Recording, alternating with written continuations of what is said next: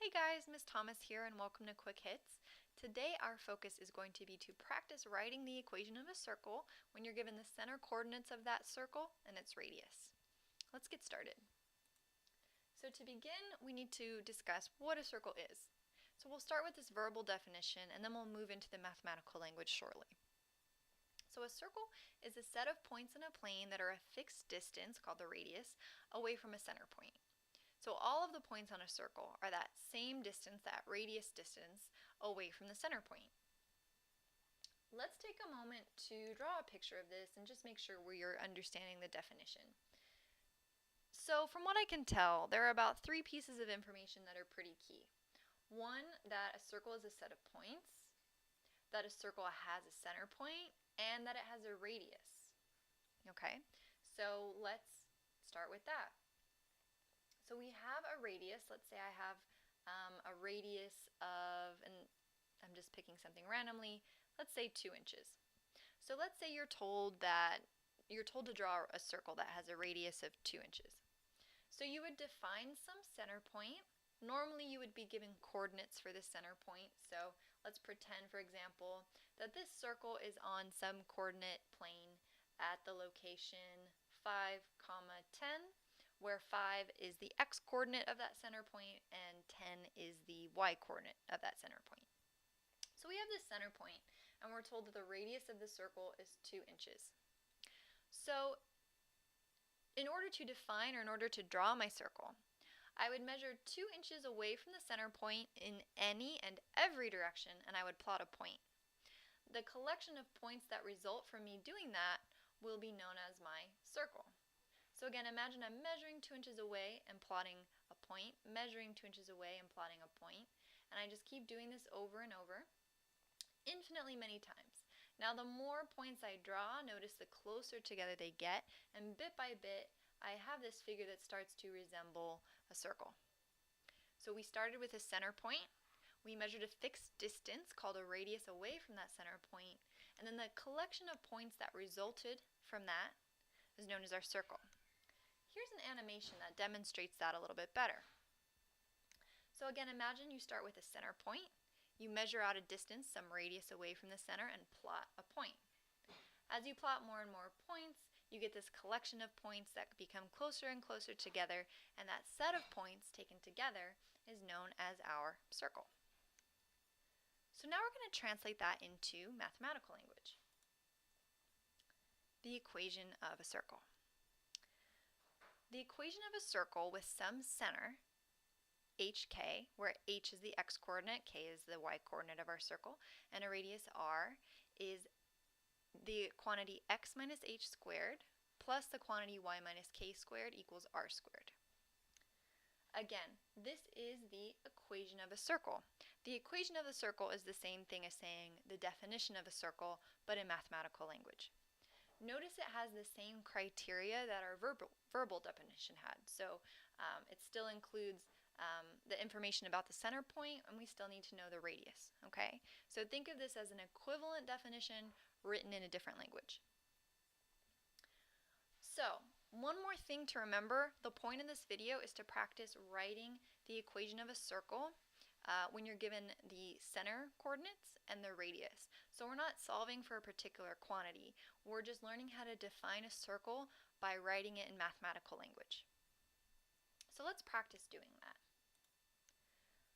So imagine that you're asked this question. You're asked to write the equation of a circle that has a center at 3, -4 and a radius of 2. So let's just draw a quick sketch of that circle, because just from that verbal description, I could easily draw my coordinate plane. Imagine that's my x and y axis. I have a center at 3, -4, so here's my center. And it has a radius of 2, so I would imagine that I go 2 units away from the center, and then I plot my set of points. So I have a verbal description of my center. I have a graphical definition of my circle, a graphical and a verbal definition of my circle. And now I want the mathematical definition. So here's what I would do. I'm going to use that equation up here as sort of a template. And what I like to do is write out the bones of that template.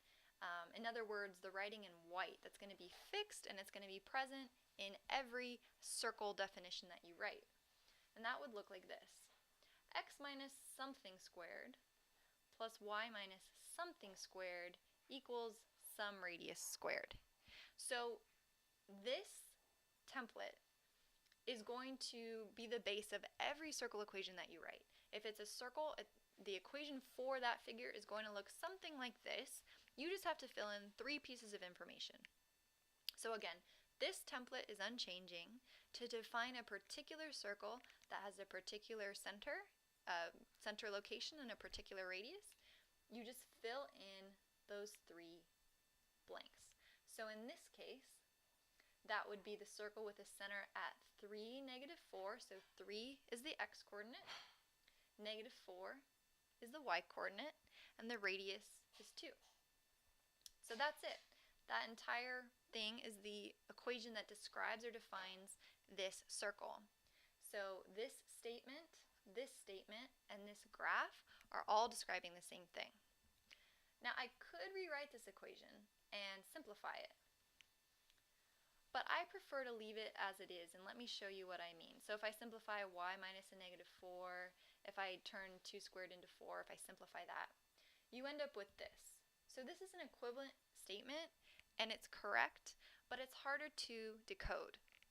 So I think of these circle equations as just a very succinct mathematical description of a shape. By simplifying this, I've made it harder to decode the information. And here's what I mean. Looking at this top one, you could really easily identify by comparing to the template. You could say, oh, well, the radius must be 2, the x-coordinate of the center must be 3, and the y-coordinate of the center must be -4. When I simplified it, I lost some of that clarity. So my recommendation would be to leave it in this unsimplified form, this raw form, unless you're instructed otherwise, by a homework problem. So both of these are correct. Again, I think this one is a little bit easier to read. Let's do another example. So say, once again, you're asked to write the equation of a circle. We're given the center as -2, 4, and we're given the radius of 4. So we'll go through this one a bit quicker. I'm going to write out the bones of my circle equation.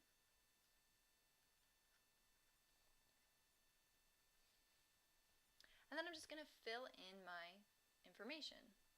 The x-coordinate of the center is -2, the y-coordinate of the center is 4, and the radius is 4. And again, I recommend leaving it in this kind of rough or raw form if possible. Because again, notice how easy it will be to decode this information. And one other thing to pay attention to, this equation does have negative signs in it.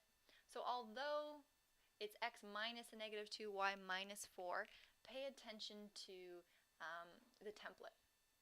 Okay, so x minus a -2, -2 is the x-coordinate, y minus 4, 4 is the y-coordinate, and r squared, this 4 squared is representing r squared, 4 is the radius. So I encourage you to review that and practice it a few times because it's easy to get signs mixed up or to get the square mixed up with the radius. Okay, one last practice. I encourage you to pause the video at this point and try writing out this circle equation on your own, then resume the video and just double check your work. So writing out the bones of the equation looks like this. And now I will just write in the given information. The x-coordinate of my center is 0, the y-coordinate of my center is -6, and the radius is 1. So in summary, remember that a circle is a set of points in a plane that are a particular distance, known as the radius, from a center point, and that the equation of a circle with a center at hk, h the x-coordinate, k the y-coordinate, and a radius r is the quantity x minus h squared plus the quantity y minus k squared equals r squared. So this equation is just telling you how to draw a circle or how to define a circle in mathematical language. So that's it for today. I'll see you guys next time.